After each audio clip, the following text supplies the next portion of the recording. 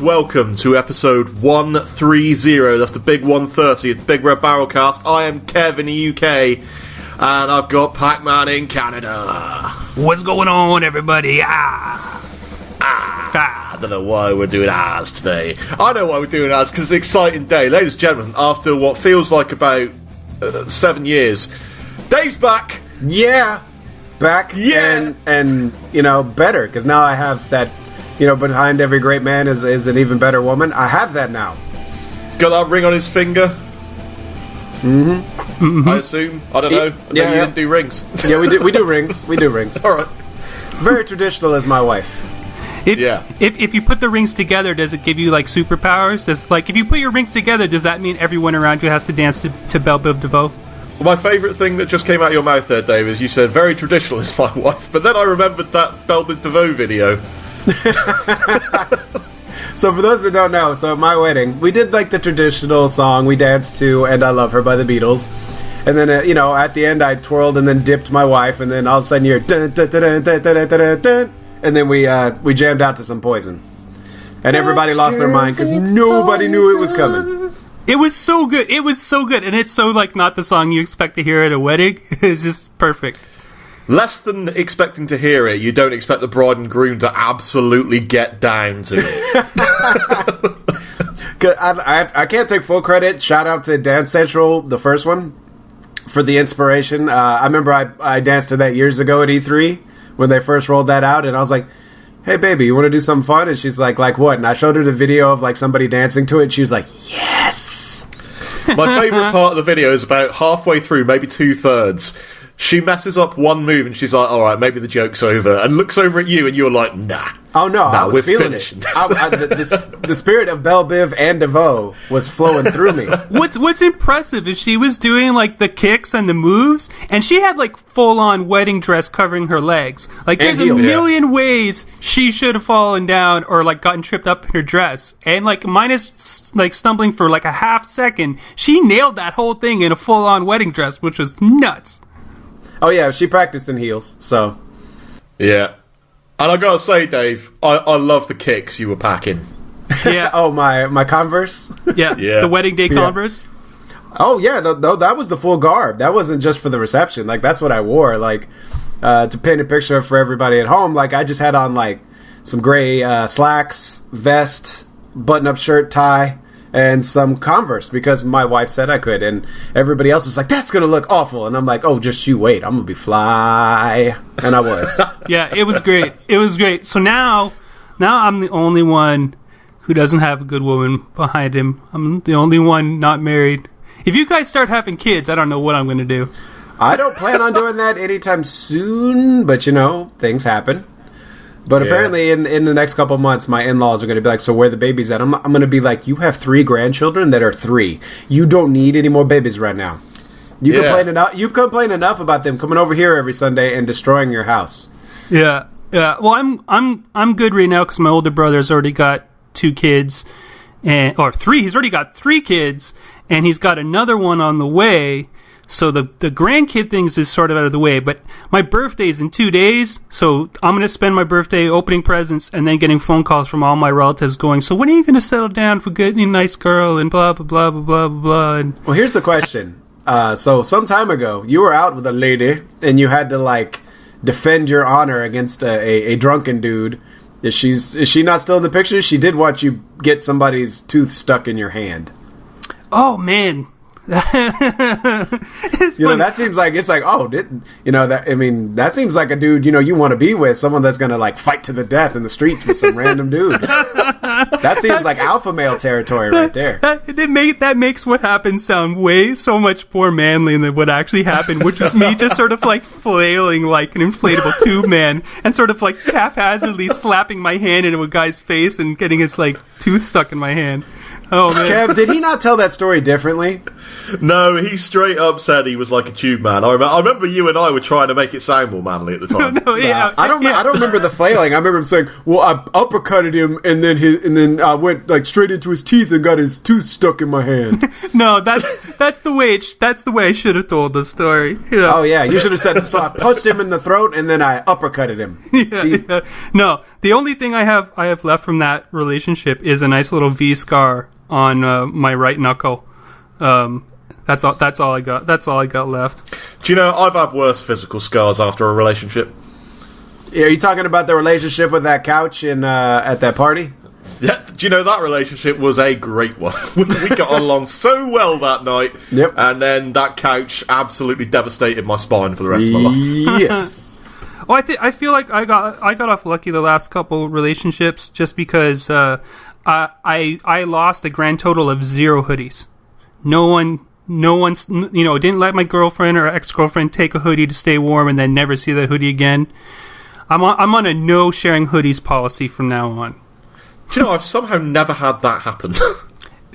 Man, there's like a girlfriend clothes tax that seems to always go down. Games before I've lost. Is this a Canadian thing? I've lost CDs, and that was a long time ago. Back when there were CDs. I think that's about it. Maybe I lost a movie or two, but never a hoodie. I lost self-respect a couple of times. Oh, yeah. It's basically always a 50-50 toss-up with that every time you go out to bat. Yeah. Anyway, let's talk about video games, though. The three of us are going to combine into a third... Barreltron. Like Barreltron? Three-fifths of Voltron, so we're like 2 legs and a torso, or a head, a torso, and an arm. No, just 2 legs and a fist. That's all you need. or like two legs in the head. So we're like one of the monsters from War of the Worlds. No arms kicking man. Yeah. We don't need no arms. Screw you, Nintendo. I just need springs. Yeah. There it is. But before we do that, what's everybody been playing? Oh, that is a dangerous question. Okay, two things. How long have we got to dedicate to... You can only pick 2 things. Okay, so how long can we talk about PlayerUnknown's Battlegrounds for? You're not allowed. I'm so sick of hearing about it. Okay. No, go ahead. I guess Kevin noted that you've played it, and then there we go. Moving on. Yeah, I will quickly say that game is phenomenal. It is janky as all hell, which kind of adds to the amazingness of it. I'm not yet bored of it. I am crap at it, and I mean real crap. Like, I had a guy run in front of me the other day, and I shot at him 5 times, missed every time. He hit me with 1 headshot and killed me, and I still had a great time. It's a hilarious game. It's a fun game. I've not laughed out loud so much playing with friends in years as I have done with that thing. It's a wonder, an absolute wonder. Marvel, DC, Dark Horse. We're just like naming comic book franchise Vertigo. Apparently. What else? Is that the only thing you've been playing of late? No, I've entered into another Diablo/Borderlands hole in a big way. I'm getting my loot game. You know, those are 2 different holes, right? You can't slash that. Well, I go back and forth between them, that's the thing. But yeah, it's nothing new to report on those other than Diablo 3 obviously got its Necromancer update, which we talked about last time. Still playing a lot of it. Season 11 just started today. That'll be my next few weeks, probably. And yeah, that's my late video games. What about you, Dave? I picked up Tom Clancy's Wildlands on sale because I said I would. It's fun. Those things that you love about The Division are not in this game, and I find myself wanting them. Like, the cover system sucks. Like, there's no real cover system. Like, you hide behind stuff, and that's about it. Like, popping around things is not as good as it is in The Division. And when they're making it ultra-realistic, like, there are no bosses, really. Like, there are enemies that are a little bit tougher, but it's not like in The Division where it's like, okay, this guy's going to take quite, some hurting to put down. Like, you just shoot them and they die. Yeah. But, it's a fun little open-world game that, kills time and stuff like that. And it's great to play with co-op with buddies, because I got a couple of buddies to pick it up, too. I've also been playing Killing Floor 2, which was the freebie that they gave out last month. I never played the second one. The first one was really fun. The second one's really fun, and right now, if you have it, they had a free update. It's like a carnival theme now. So instead of just crazy zombies and stuff, now it's crazy clown zombies. Oh! which is Pacman's out. But it's really fun to play with friends. Even with random people, it's fun because you're just like, okay, so we got to do this. Like, there's no communication needed. It's like, kill the zombies. That's all you need to do. And at the end, you have to kill whoever the boss is, which usually involves you, like, just grenade launching them to death. It's like, okay, I hope everybody's got the M16 with the grenade launcher on it. Okay, ready? Boom, boom, boom, boom, boom, boom. I'm so not ever playing that game. Good lord. Zombie clowns. Well, it's only for now until sometime in August, and I think it goes away. It was just one of those free, like, seasonal things. Yeah. Which is cool, because if the game was free, I mean, why not? It's fun. I enjoy it. Those are the two games I've been played. Pac-Man, if they were zombie clowns wearing a duck costume, Pac-Man would have actually passed out just then. Oh, man, ducks are f***ing terrifying, disgusting creatures. I don't give a f*** what anyone says. Oh, yeah, I've seen it. Yeah. Pac-Man, hit me up. What have you been playing? Well, I mean, I've been working really hard to go through my summer backlog, just knocking off games that I never finished. And then buddy is like, "Yo, hop onto Battlefield because we need someone to fill out our squad," and that was 3 weeks ago. and you've been playing for the last 3 weeks solid. Oh man, so I went from like level 45, and I'm now level 93. I've got all the codex entries. I've got all but 6 of the medals.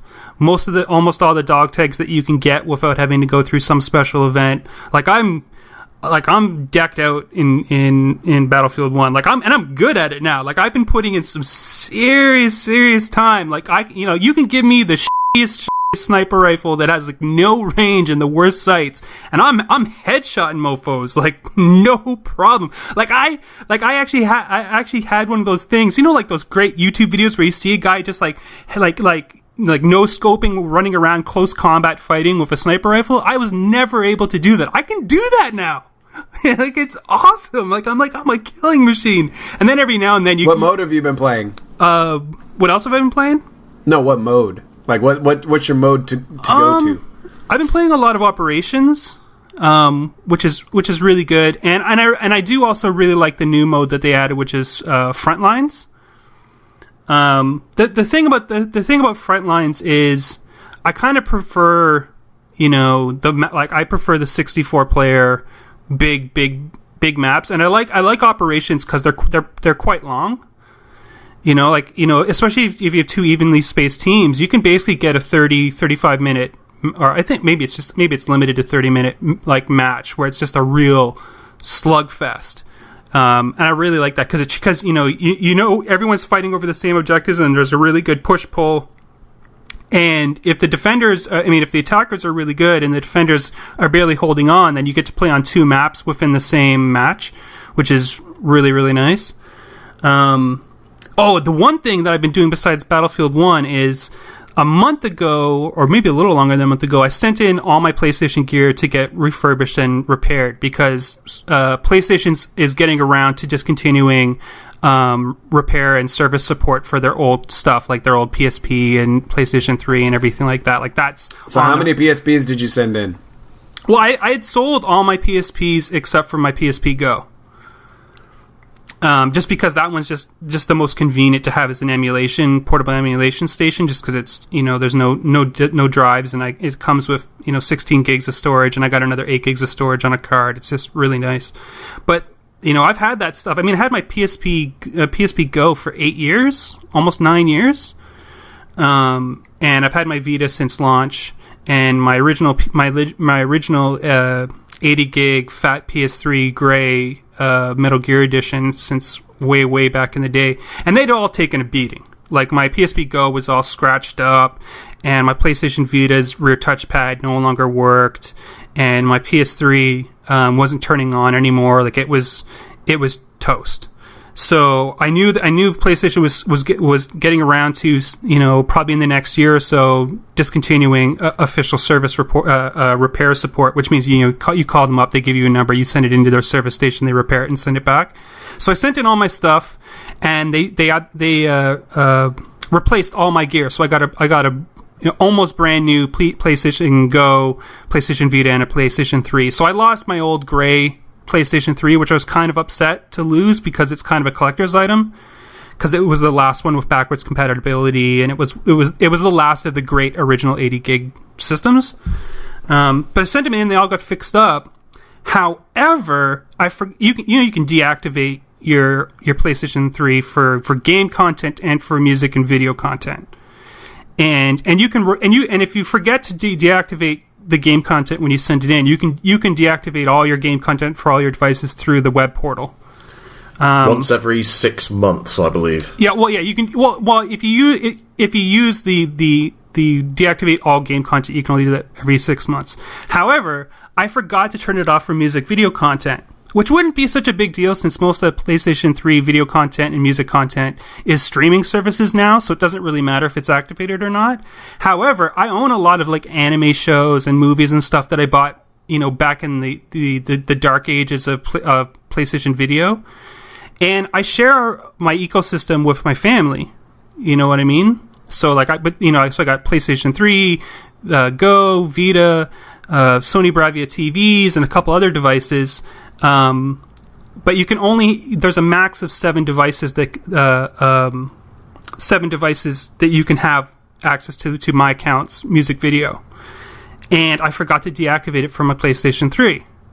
So I call PlayStation and I'm like, yo, can you deactivate my old PS3's music video content for me? I just had it refurbished and replaced. And they're like, yeah, we see it on your account, no problem. So that's June 30th. Guess how long it took for them to go in and deactivate my old PS3's music and video content? My experience with this personally, it usually takes about 3 weeks before I have to ring them again and tell them to do it again. I'm going to guess they did it like that minute. No, they did it yesterday. They did it yesterday.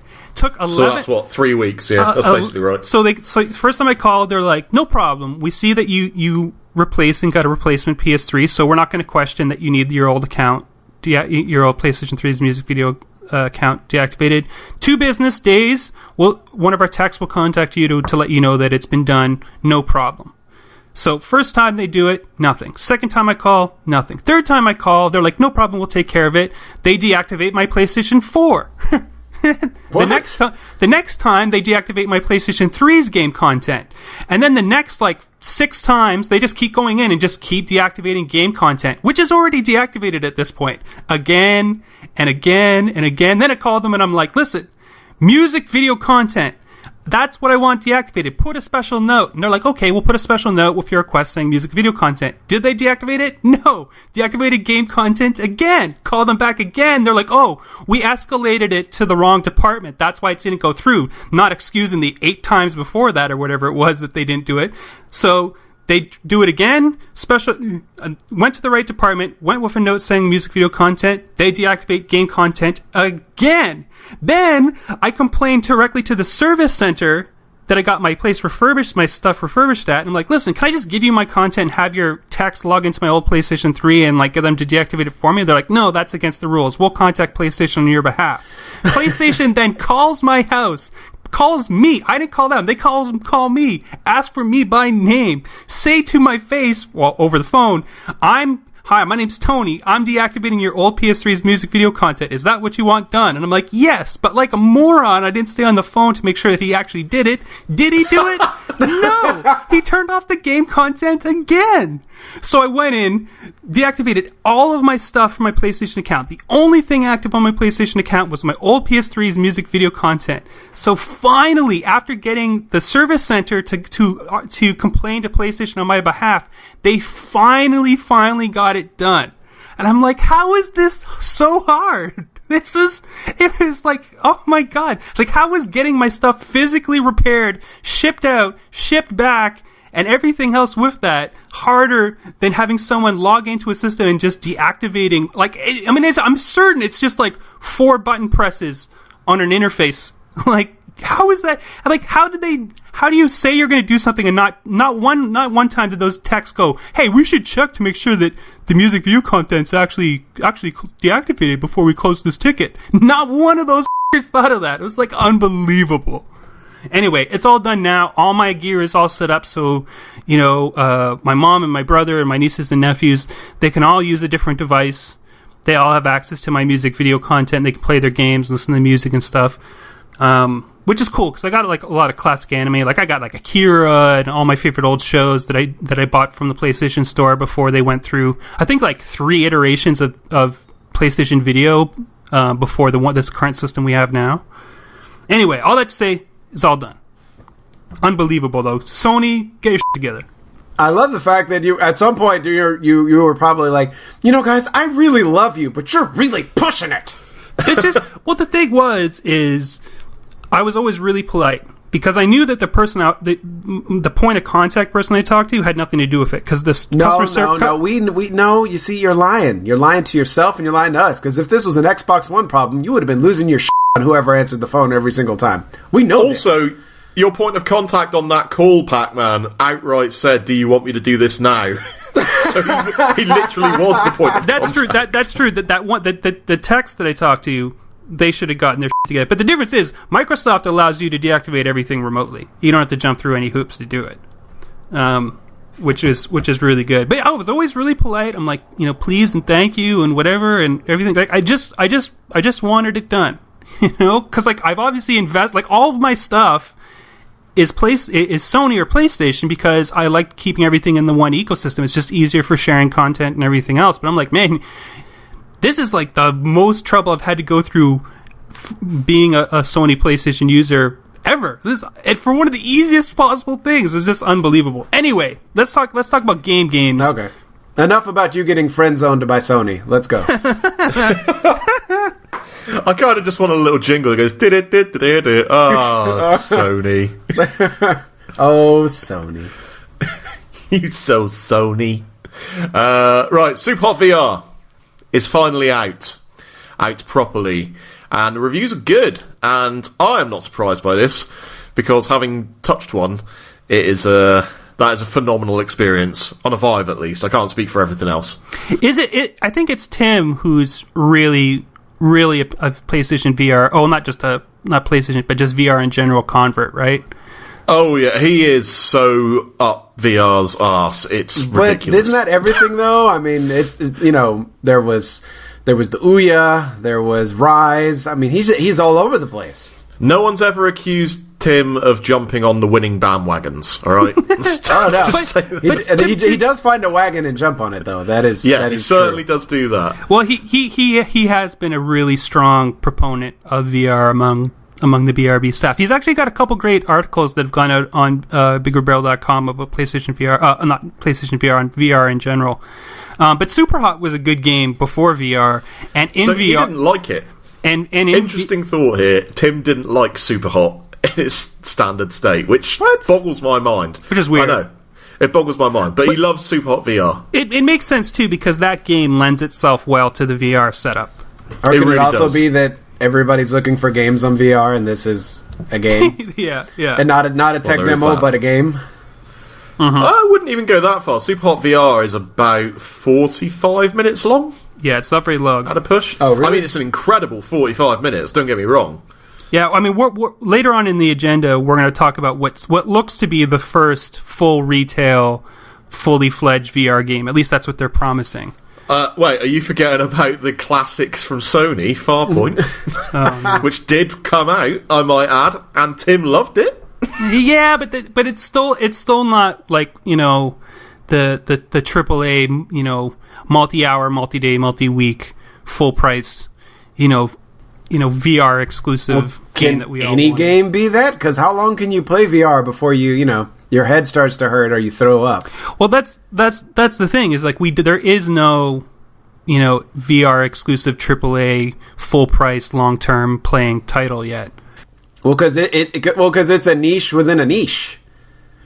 Like it's because they're not going to make that cross platform. It's either going to be for the Oculus or for one of the phone systems or for PlayStation VR. And it's like, so you're talking about a small segment within an already segmented portion of the gaming population. Some might argue it's a terrible business decision. One would, yes. I mean, yeah, I would say so. It's kind of like, hey, let's make a game that's exclusive for the Move. It's like when people started making 32X games on the Mega Drive, right? On the Genesis. Well, since we're talking about VR... What about Sega CD, huh? What about that? Yeah, Sega CD had some good games. A couple. But let's talk about the first, what they're saying is going to be the first big game. Let's jump down to the last one on the agenda, the Marvel Powers United VR. Yeah, I had a look at this video when they announced it, and don't get me wrong, as VR experiences / games go, this looks pretty fun. I'm a Marvel fan, of course I'm going to like it. And that trailer does a lot to sell that game, or that product. My issue is that it's quite clear from that trailer, if you've got even a slight bit of sense in your head, that it's a straight up on rails thing, which is not what I'm in VR for. Well, the thing is what got me is the bold claim, because basically Marvel Powers United VR was one of the big things at D23 this year.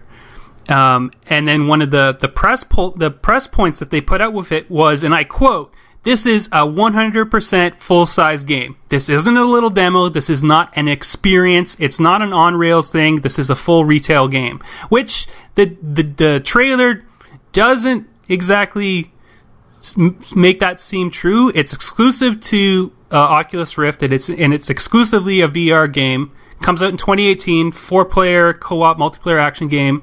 And you get to play as all these different Marvel characters, all of which who play differently. So they showed off Hulk, Captain Marvel, Rocket Raccoon, and Deadpool so far. And they promised dozens of characters down the road, different locations, different modes of play. But this is, at least the way they're talking about it, this is pretty much going to be the first full big budget, VR exclusive, quote-unquote AAA sized game. Because almost all the best VR stuff right now is either VR modes for existing games, like especially racing games and flight sim games where it looks the best, or VR remakes of games that already existed. There aren't a lot of VR exclusive stuff that are really big things that aren't just experiences, like the Batman thing or what was the other one? Tobogganing thing. Yeah. So.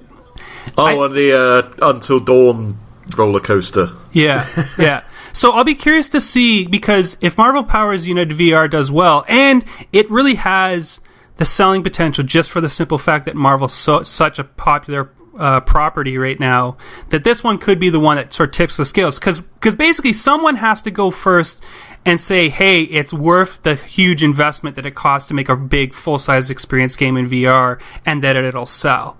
Because no one else is going to dip their toes that far, especially the big publishers, because it'll always be niche as long as EA and Ubisoft and everyone else is basically ignoring it in terms of a core platform to develop for. Someone has to make the case that yes, you can invest the money, and yes, you can make your money back before everyone else will. So I hope this does well. That said, it still very much looks kind of on rails and kind of looks like a quote-unquote experience game. I'm not calling BS on their description necessarily. I'm just saying that trailer does nothing to disprove what they're stating. Like, it 100% looked on rails. Yeah. And what exactly is a full retail game? What is the definition of a full retail game? Does that mean... The only thing I can think of, a full retail game means that we're going to charge you $60 for it. That doesn't tell you anything about length. I mean, it could literally be because how long's a Call of Duty campaign? 4 hours? 4 hours, yeah. Well, is that what they're considering a full retail game? Well, no, but the difference is you can play Call of Duty for days or weeks or even months. No one's playing any of these VR games for days or weeks or months unless it's the VR mode for an existing game that was already great without VR. Like, basically, people want something that is longer than just an afternoon's fun. That's more than just something cool you show off to your friends a couple times and then you never play it again.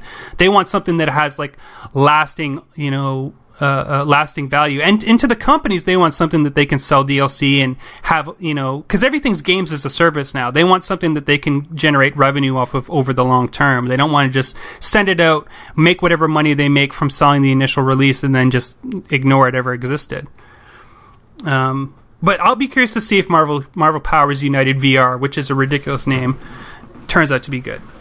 I hope it turns out good, and I hope it is commercially successful, but because Kev owns an Oculus on both. I don't own an Oculus. Well, I mean, I have a DK2 still, but I have not invested in any way, shape, or form in the first proper consumer wave of VR. Well, I'm not ready to. I'm still convinced that by the time the VR games are really worth playing, the second generation of VR headsets will already be out, if not the third. I would say they'll already be dated. Yeah, it'll be the third generation before the actual stuff starts. But it's definitely, if anyone's going to be able to push VR into the quote unquote mainstream,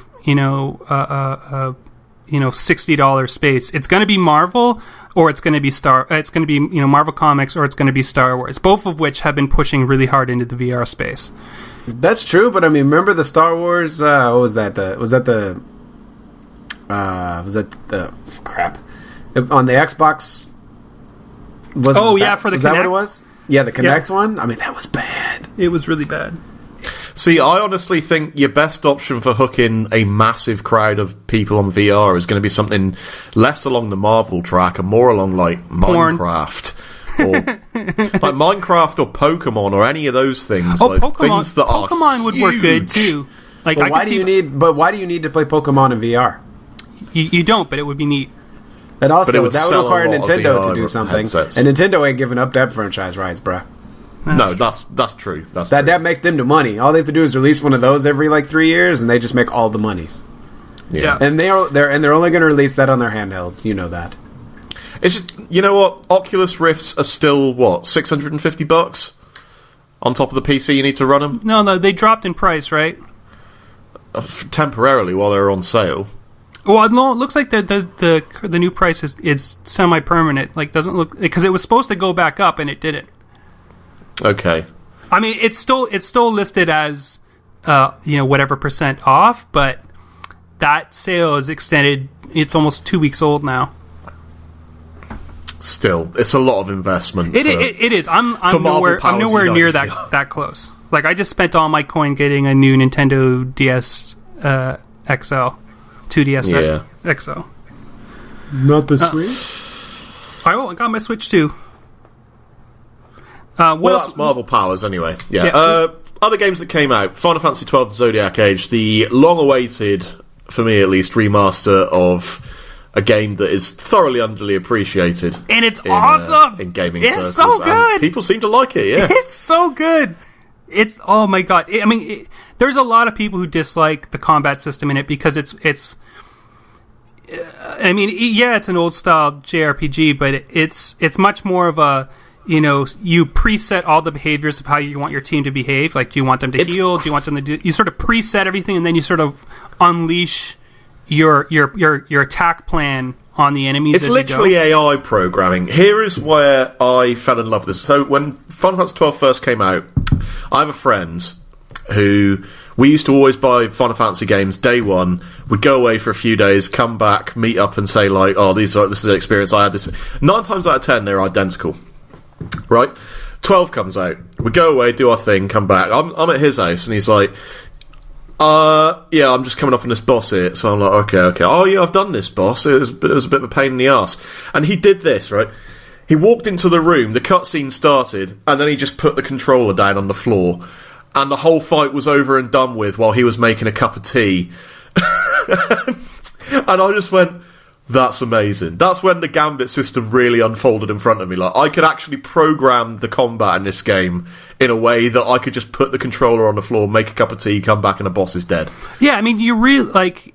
I mean, there's some of that. It's not really easy. I mean, unless you wanted to play it in an easy mode, but like you can really get really fine tuning, especially as you get deeper into the game. Really fine tune your party to sort of fight the way you want. But there's a lot of, the visuals are improved quite a bit.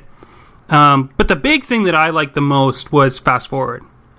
You can change the speed at which everything plays out. So if you're just sort of grinding or traveling between points and hitting random encounters, you can just crank the speed up to max and just let your party zip through the fights that you're going to win no matter what. And then you just have to focus on, the main story points and the main boss fights and a couple other points of the game. And it makes, because, the old one was very slow. You get stuck in there's 3 or 4 pockets of the game that are really slow because you're just sort of going through mindless fight. Now you can zip through those. Anyway, it's a really, really, really good remaster, and the little tweaks and adjustments they made are really good. I mean, it's obviously the definitive edition. Like, and I know they're asking a little bit much for this re-release in terms of money, but I thought it was worth it. It was really great. Yeah, I'll get around to it at some point, certainly. Splatoon 2. It's out, finally. People like it. I've got absolutely no love of Splatoon whatsoever. I gotta say, that's not a slight. I've got a Switch, and I got Splatoon, and I'm not playing it. It's just not my bag. It's just not my cup of tea. There's no. I mean, I got nothing against it. I can see the elements of it that people really like. It's just not my bag. Yep. But it got good reviews, and people seem to like it. So good on them. Yeah, I'm glad. It's good to see Nintendo still putting out bangers. Yeah, this doesn't affect me any. I have no Nintendo platforms to play it. So don't care. Yeah. All right, let's move into the weekly news. The Destiny 2 beta. Good God. This kicked off. Destiny 1.5. Yeah. What else did you expect? I mean, did Halo really change that much between iterations? No. Certainly changed a lot more than Destiny 1 and 2 did. Oh, really? Well, yeah. So I've been talking with Dan a little bit about this because I'm purposefully avoiding the beta because I don't want the experience I had last time where I accidentally play half the game in beta test. You're going to do that anyway. So you probably played half the game the last time you played it. Yeah, probably. So Dan he's assuring me that the combat feels different, and more importantly, it feels different depending on what class you're playing, and that's something that really bugged me about Destiny 1 was no matter which class you picked out of the Titan, Warlock and Hunter, with the exception of a special ability and a couple of grenade abilities, it just always felt the same. There was no difference. That wasn't the problem! No, that wasn't the problem, but it was a problem. Now, apparently, that feels different now. Each class feels now, kind of unique. At least in the beta, now Hunters are useless. Everyone hates the Hunters. And apparently they've got a backflip. Hunters are garbage right now, is it like a Jean-Claude Van Damme and Street Fighter backflip? Because if that works, I mean, I could be down for that. If it's Sonic kick, I gotta admit, it does look cool. The big thing is, the main change that I think is the most controversial is how the primary secondary super weapon from the first one has been changed into your two main primaries and your one power weapon in the second one. Right. Because it seems tilted very strongly towards PvP balance versus PvE. Because PvP, it seems to sort of work pretty good, and PvE, it feels super underpowered, super slow, incredibly unsatisfying. It feels like your combat options for the different things you run into has been severely neutered. So like now your party could switch out to sniper rifles when you needed to handle a part of the mission that needs sniper rifles, and then you could hit a boss and everyone could pull out their rocket launchers.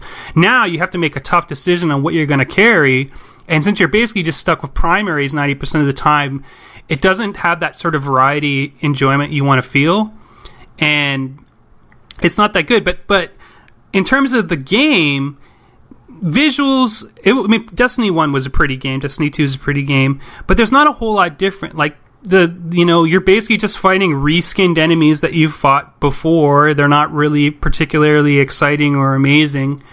The world you're in and the people you're talking to are still the same. At least so far, the story doesn't seem to be... It seems to be there's a little bit more of it, but that could just be, the intro conversations that we got in 1 that led to nowhere. I haven't seen any proof that they've, doubled down on actually telling, world building or story building in any sort of real way, except for the things you've seen in the trailer and these two big moments when you're playing through the beta. You mean the trailers are going to make it look like the game is full of pep and personality, and then when you get the game, it's not. The only time you're going to get that is when you bump into Nathan Fillion, who's never going to be there enough, ever. Well, it remains to be seen how invested. Is that great voice cast going to be relegated to just giving out missions like they were in the first one, or are they actually going to be? It seems like each of the main class leaders, so Nathan Fillion's character and the other two, Gina Torres, and I can't remember what the other guy's name is. He's really great. The dude from The Wire. The dude from The Wire. It seems like their three stories are going to be a big part of Destiny 2. Like, because you have to go in search of each one of them on different worlds in through different campaigns of Destiny 2. So it looks like there's an opportunity there for them to tell a deeper story, at least a deeper story regarding those characters. So that means there'll probably be some more voice acting and stuff. But whether or not they'll actually do some world building and character building and answer answer any of the questions from the first one remains to be seen. But well, are you going to be going back through and playing the same missions over and over and over? Oh, you definitely are. You definitely are. See, that's what I don't like. It's like, okay, so I'm going to play this game for about a month. I'm going to get sick of it. And then 4 or 5 months later, you're going to put out DLC, which I'm probably going to pay for if I pick up this game because I'm going to want to play something new. And then that's probably going to be disappointing. And then 2 DLC releases later, finally you're going to put out something that's worth a damn. And then I'll be like, yay! And then after 3 weeks, I'm going to get sick of it again. Do you know, it's funny that we complain about like using those terms, but any other game that releases, if you get a solid month out of it and then come back for the DLC every few months onwards, that's considered like a really cool product. I mean, that's always been Destiny's thing. It's the game we love to play and complain about. I think the reason I'm going to pick it up is because of when it's coming out, because it comes out in September. On the same day as everything else. Well, not everything else, but it's still before the holiday season starts, which means it has a little bit more breathing room. So I mean, I don't know. I haven't pre-ordered it, so I mean, I just started dabbling with the beta the other day because I got someone was kind enough to give me a beta invite, so I got into the early access period, and now I'm playing the open beta as we're recording. Again, it's not bad. It's not the we fixed all the things wrong with the first one and the second one's going to be gangbusters that we kind of hope for. It just feels like here's some tweaks that we knew you wanted from the first one, but it still has to prove itself. And I'm definitely not sold on how they changed primary, secondary, and super weapons to the primary heavy setup that they have for the second one. And I don't know. They still have time to tweak it, but since it's coming out in September, give it some breathing room. I'll give it a shot. Breathing room. Can I just go over what's coming out within 2 weeks of Destiny 2? Okay. All right, let's go for it. Uncharted: The Lost Legacy. Doesn't that come out at the end of August? Yeah, but I'm saying within a couple of weeks. So Uncharted: The Lost Legacy, Madden, Everybody's Golf, Mario and Rabbids Kingdom Battle, Pillars of Eternity Complete Edition, Knack 2, Divinity, Knack 2, son. Knack 2. The one Game we're all over. waiting for. Divinity Original Sin 2, Dishonored Death of the Outsider, Metroid Samus Returns, Marvel vs. Capcom Infinite, NBA 2K18, Pokken Tournament DX, Project Cars 2, and that's all within 2 weeks either side of Destiny 2. But only one of those is a shooter that would be competing with it. I'm just saying, like, in terms of the average gamer's time. Well, I mean, I'm definitely going to pick up Divinity Original Sin 2 and the new Uncharted. But the new Uncharted is a single-player experience, so once I'm done, I'm done. Divinity Original Sin 2, though, that's going to eat some time, because the first one was so fantastic. That's at least 100 hours gone right there. Oh, yeah, easy. Project Cars 2, I love Project Cars 1, so I'll probably pick that up. Is the racing wheel compatible? It is, yeah. Okay, cool. Just making sure, because I'd hate for you to pick it up and then have to sit on it and wait, while your new racing wheel comes in again. Yo, no, fuck that. I'm not going to drop any money on a racing wheel again, because that's just it's such a huge amount of money to spend on one genre of game. I know. And as scary as it is to say, that Rabbids Nintendo game actually does look cool. It looks great. It looks great. I like XCOM with Rabbids and Mario and yeah, I'm down. Speaking of things that look great, Patapon Remastered got announced a couple of days ago. Yes!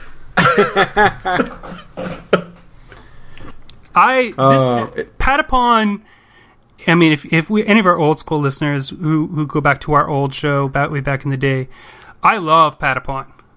I put between 1, 2, and 3. I probably put over 1,000 hours into that series. Like, I love Patapon. It's basically the only rhythm game that I ever truly loved. I think Patapon is the best rhythm series of all time.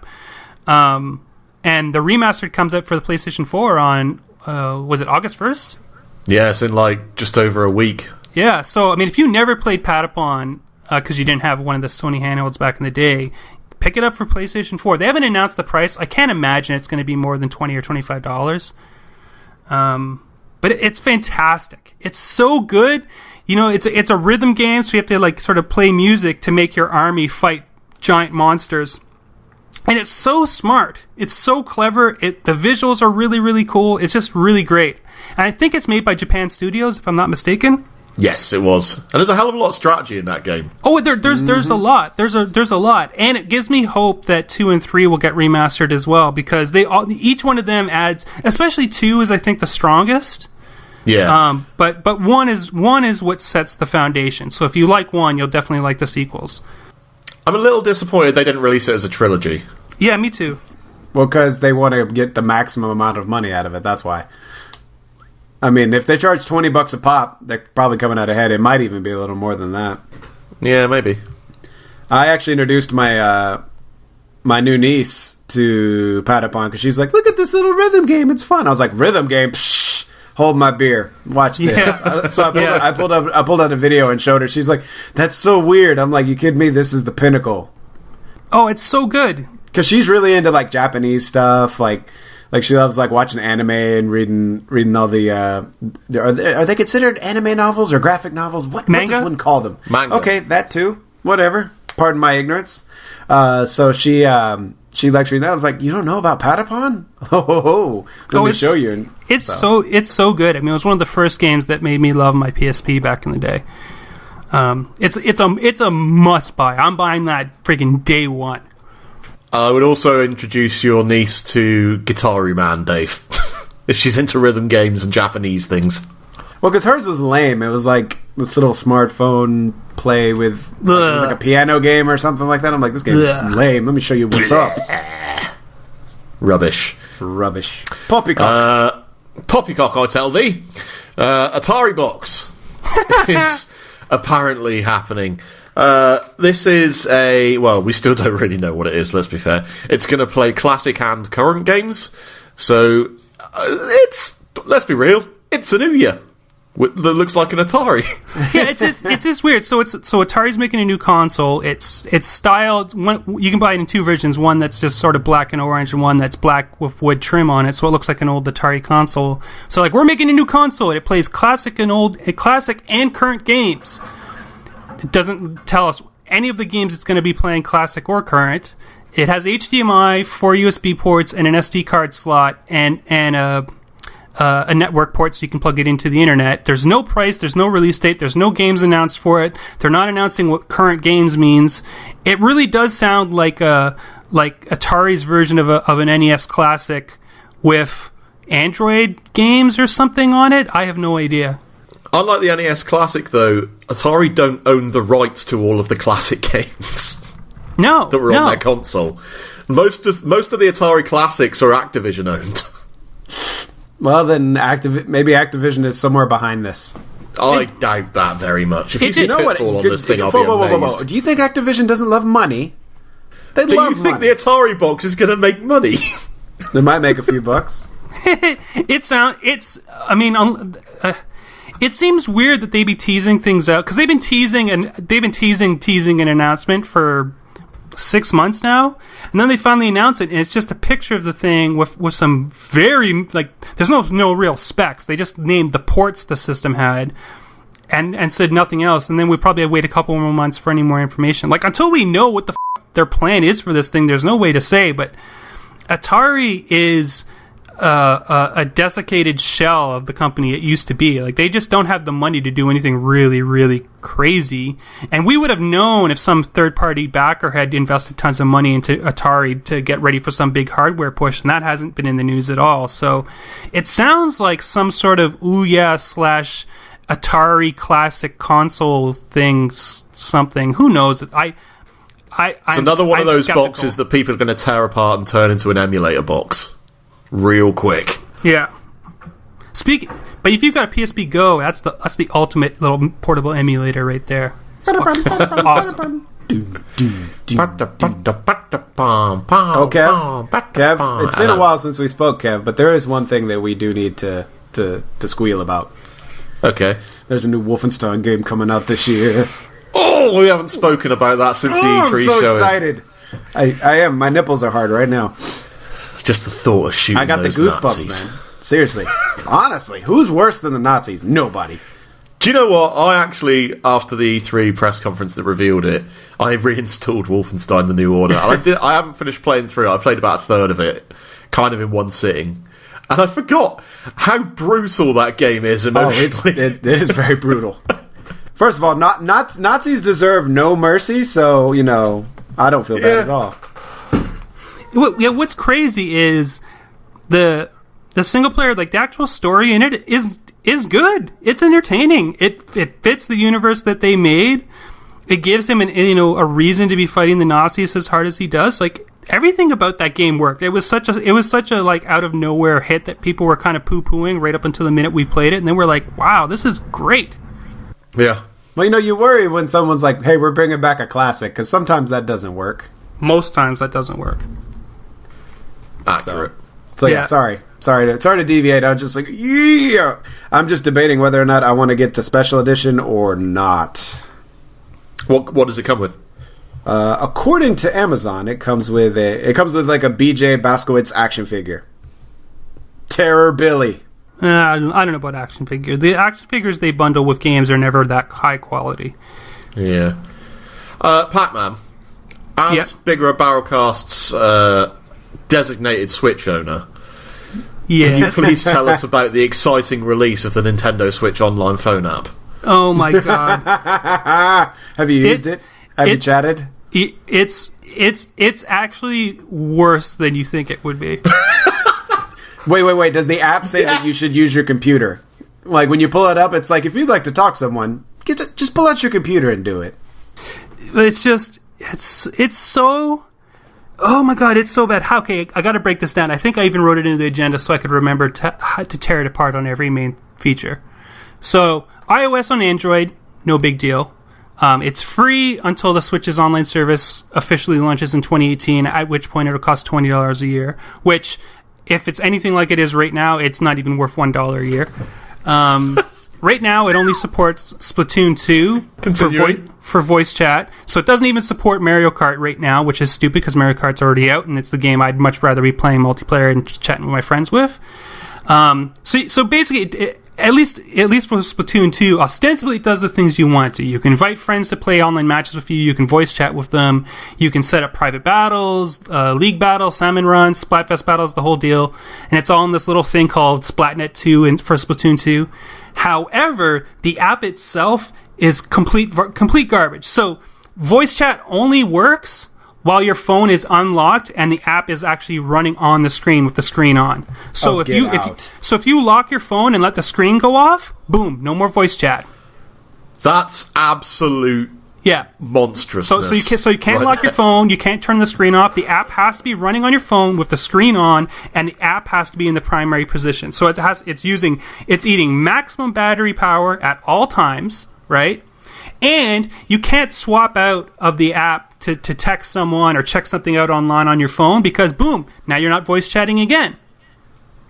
That's the worst thing I've ever heard. That's amazing. And the app only outputs voice chat audio. So if you want voice chat audio and game audio in your headset, which obviously you do because it's stupid to have a headset on listening to voice chat audio and then still be trying to hear your TV's audio giving you the game audio at the same time. Like, that's just a nightmare. It's awful.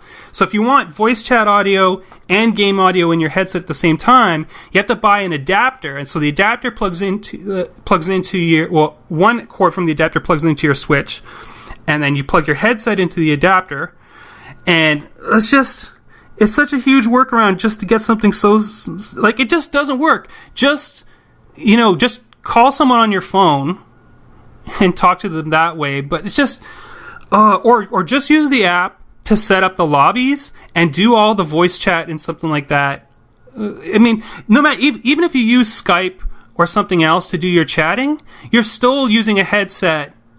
You're still limited to a headset only giving you chat audio, and you're still only getting the game audio from your console, no matter what you do. So the only way to get both is to buy an adapter for it, and it just means that you've got cords strewn all over the place, and if you're on your couch, it's just a nightmare.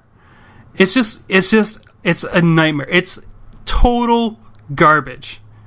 All Nintendo's promises about this will be easier and whatever. No, it's complete nonsense. It's as bad, if not worse, than you thought it would be. It's total garbage. Have you seen the Defense Force coming out?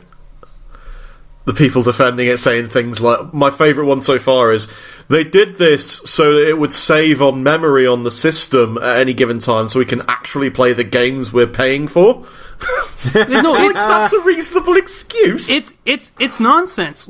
All it does is, especially if you want to use this in a portable situation, which is kind of half the whole point of owning a Switch. So if you're taking this portable, not only is it eating your data plan, it's also eating your phone battery. So God forbid you want to use your phone to do anything besides you play on your Switch, because it's just going to eat data, and it's going to eat your phone's battery super quick. It's just, there's nothing convenient about it. And the whole Nintendo's de-incentivizing it so that they can de-incentivizing chat so they can protect the brains of young children from hearing voice chat stuff. That's nonsense. The fact is, Nintendo doesn't understand online anything, never shows no intention of that ever changing. They're just completely tone deaf, and this app is one of the worst things about the Switch, bar none. This is indefensible. No, it's total garbage. It's poppycock. Not to mention the fact that the app cuts out on you, and the service has been really spotty since it launched. Not gonna lie, I'm so glad I didn't buy a Switch. This sounds awful. Alright, we're running a bit low on time, so I'm going to skip to a couple of the bigger things here. So, Batman the Enemy Within, the next Telltale series, got announced at Comic-Con, I guess. So, that's coming on August 8th. Or at least the first episode is. Wolf Among Us Season 2 is happening. Definitely, and they're saying the final, quote, season of The Walking Dead is coming as well, although I severely doubt that'll be the last season of The Walking Dead. You mean it'll just be a new season with new people? I suspect that it'll be the last season with, what's her face? Clementine, was it? Clementine is her name. That's the one, yeah. And then it'll be a completely different story. There's no way they're throwing the Walking Dead IP away after this. They might. I mean, they have so many now. I mean, they've got Borderlands, they've got The Wolf Among Us, they've got Batman, Game of Thrones. That Marvel one's still coming, right? The Marvel Guardians is still ongoing. Yeah. So yeah, I mean, it's not like they don't have a ton of IPs to choose from. I suppose, but isn't The Walking just Dead one their studio, flagship? Kev? What do you want? Well, Walking Dead was their flagship, but it sounds reasonable that this upcoming one in 2018 will be the last season. I suspect not, but we'll see. I mean, I've got zero interest in Telltale games. You may be right. It might just be the last season of that group of characters. Yeah. Doom is getting an update called Update 6.66, which, plays into the Doom thing, I guess. The season pass is getting absolutely ditched, which I bet if you spent money on that is going to make you livid. But all multiplayer DLC is going free for everyone. That's 9 additional maps, 3 guns, 3 demons, new armor, equipment, a bunch of new options. They're completely overhauling multiplayer, and just making sure everyone can play it for free. It's a good idea. I never thought that multiplayer was bad. I never thought it was great, but I never thought it was bad. Not sold. Not sold. Yeah, it was a functional multiplayer. The best thing about it is that the hack module system sucked, and they're replacing with runes, I think. Runes. I mean, basically, multiplayer. The hack modules were just limited to, you could only, there were boosts that you only had for a limited time, whereas the runes are abilities and perks. So once you've earned and unlocked them, you can just permanently swap them in and out of your loadout, which is a lot more like nice. So you can build up your different loadouts that you like. And basically, they're just removing a lot of the random short-term elements from multiplayer and putting in like targeted stuff. So like now, you get rewards for hitting certain levels and completing certain tasks instead of just sort of leaving it up to chance. Yeah, I think this is probably quite the knee-jerk reaction from the reaction to the public reaction to the Quake beta that's been going on. Like that went down really well. So Doom changing its multiplayer to come closer to that template makes a lot of sense. I haven't looked into it. I wonder if they're giving anything special to the people who got a season pass. I should have looked into that before I made the agenda. I hope so. I really hope so. Right. We also have free Titanfall 2 DLC. I saw this the other day in the news. I still have not played this. I bought it when it was like $29.99, and then I just haven't played it. Oh, it's great. So You'll good. love it, man. So good. Titanfall 2 is one of the best examples of a great sequel that deserves more love than it got. Although it does have a healthy player base. It came out at a really bad time, man. Oh, I mean, it really did, yeah. Like, they should have like either brought it out a little earlier or waited. It was sandwiched right between Battlefield 1 and Call of Duty, if I remember rightly. And it couldn't have come out at a worse time. And it was like the week in between. Phenomenal, though. Those two games came out 2 weeks apart, or like 3 weeks apart, and it was right in the middle. And it's like, that's a really bad time. Yeah. Because they're a bit more established than you are, man. Yeah, but the multiplayer is awesome. And the multiplayer, all the multiplayer DLC for Titanfall 2, all the map DLC anyway, is free. And the single-player campaign is great. And now they've added the 4-player co-op horde mode where you fight waves of enemies, which was great when they added it to the first one. I can't wait. It looks awesome. Yeah. And there's a lot more involved in this one than there was in the first one as well. And I really enjoyed the first one a lot. Yeah. This is going to be huge. For me, at least. It's going to get me to reinstall Titanfall 2. It's going to be huge. I'm installing the Just Cause 3 multiplayer mod later today. That's going to be awesome. Just Cause 2's multiplayer mod was the most useless thing in the world, really, but it did make for some good laughs. Oh, it was super fun. And the best thing is that Avalanche Studios, the guys who make Just Cause games, they officially support that mod. And they're officially supporting the Just Cause 3 multiplayer mod on PC. And they've said that they've been so impressed with it that they're even thinking about a way to bring the mod to consoles. I wish them the best of luck in trying to get those consoles to run that mod, given how terribly the consoles ran Just Cause 3 vanilla. Well, I mean, yeah, that's true. We can hope. The Just Cause 3 mod, though... First of all, how are you going to call Just Cause vanilla? That's blasphemy on this show. We love Just Cause around here. Yeah, I want to hear this. I apologise. But you're right. Just Cause 3, when it came out, was glitchy and buggy as all hell. That doesn't make it vanilla. It ran like crap. It ran like crap on consoles. It doesn't make it vanilla, though. 20 frames a second. Nothing to do with the flavor of vanilla. You can't say Just Cause vanilla and say vanilla Destiny, because those two are very different things. It was Neapolitan if it was anything. There you Dave, go. You know that I'm all mint choc chip about Just Cause, alright? I thought you were cookie dough about it, man. Cookie dough. It's my cookie dough. It's my Rocky Road. Bubblegum ice cream, motherfucker. Alright, now you're out. You've gone too far. Bubblegum ice cream. That's ridiculous. Alright. That's all the time we got for BigRedBarel this week. Dave? Yeah, you. Do you want to say some stuff? Oh, is it my turn to say stuff? Oh, snap. I got to say stuff. Somebody changed it up on us. I know. All right.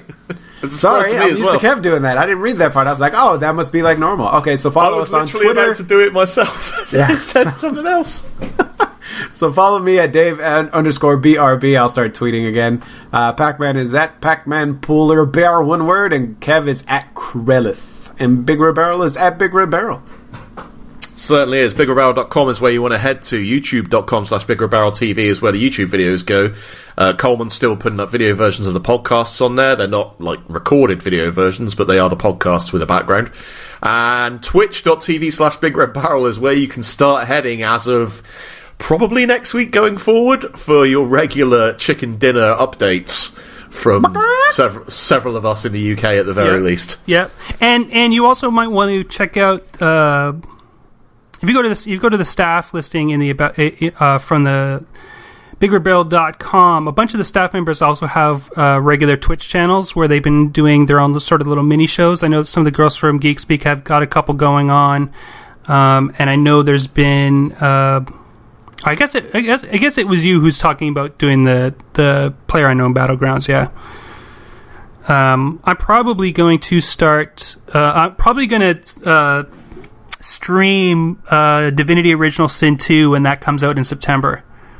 I'm going to stream the entire me playing through that entire campaign because I've never actually streamed an entire game from start to finish. So I'm going to see how that goes. I'll see if I enjoy that or not. It takes some stamina. I've only ever finished it once, which was with Dark Souls 3. Yeah. Oh, and so I'm going to do the shout-outs. So shout-out to Stealthy Joe, and shout-out to Munyak Manzi, and shout-out again to Stingo. For reminding me to get around to updating our Big Red Barrel Steam Curator page on Steam. So as of this moment, as we're recording this on the 21st, I've added 60 games to our Big Red Barrel Steam Curator list, and our list is dedicated to indie games and things in the middle tier space. So basically any game that's $40 and under. The idea being that you don't need our help to find $60 AAA games. You already know about all those games, so you don't need help. But the last year or 2 years of Steam have seen the largest amount of indie releases and mid-tier releases in history, sometimes 1,000 games a year. So there's still another 130 games that are going to be added to our Steam Curator list in the next week or so. It's just taking me a little while because I have to do a mini write-up for each one of those games, and that just takes a lot of time with so many games, and I want to make sure the write-ups are concise enough so that you can just see our recommendations, see a little quick write-up of what genre it is and what we thought about it that was cool. And those recommendations are recommendations that I've been keeping in a sort of notepad file over the course of the last year. So anytime I hear a staff member or one of the members of our community recommend a game, it goes on the list, and then I do a little research, and then if I think it's good enough, I add it to the list. So by the time all said and done, there'll be over 250 games on our Steam Curator list. So it should be super handy. Oh, and this year, instead of asking for presents, even though I asked for presents too, I told people to, if they wanted to get me something for my birthday, to donate to to donate to my favorite charities, which is Polar Bear International, which is one of the world's largest conservation charity efforts for protecting the Arctic and polar bears. The other one was Extra Life and Children's Miracle Network, and the other one was the Royal Ottawa Mental Health Hospital here in my city. And a number of people donated in my name to those charities, and that was really, really, really nice. I really appreciate that.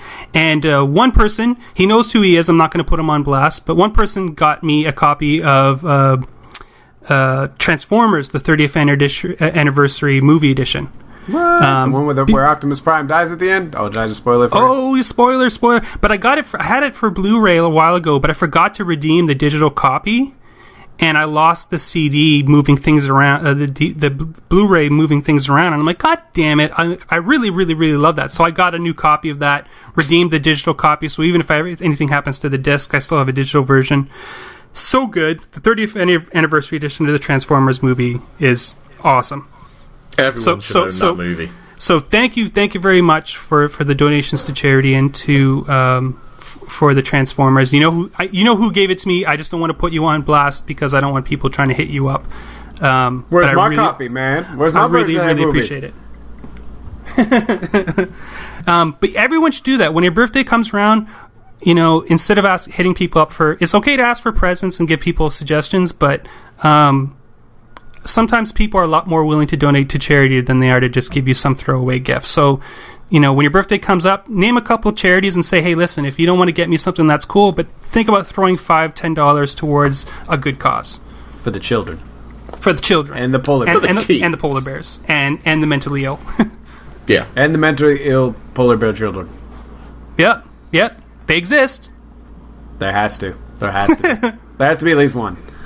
Speaking of mental health, I do want to give a quick shout out because the news hit yesterday that Chester Bennington died due to suicide, and he had been a long sufferer of depression. we've all been there. Please, if you're in a state that is, termed bad, even for you, talk to someone, guys. Yeah. Reach out to help. Reach out to your friends, your family. There's reach out to a helpline. If you're in therapy, use this as a reason to recommit to sticking to your therapy plan. Things always get better. I know of late, a lot of people who I know suffer from some of the same problems I do have been reaching out to me on Skype. If you look up Pacman Polar Bear on Skype or on Twitter or on Facebook and you need some help, you need to reach out to someone, I'm always available to talk to you. And if you need help finding help, I can help you do that too, or you can use your online resources to do that. But it's super sad that he passed away. And the fact that he passed away on Chris Cornell's birthday was just a double whammy of awful. Yeah. All right, that'll be it for this week, and we will catch you next time. Yep. Later. Catch you on the flip side.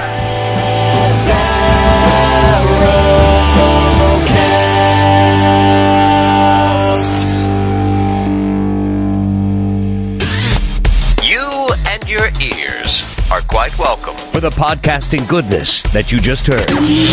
Why not roll on over to BigRedBarel.com for more podcasts, news, reviews, and videos from the biggest, reddest site on the internet, BigRedBarel.com.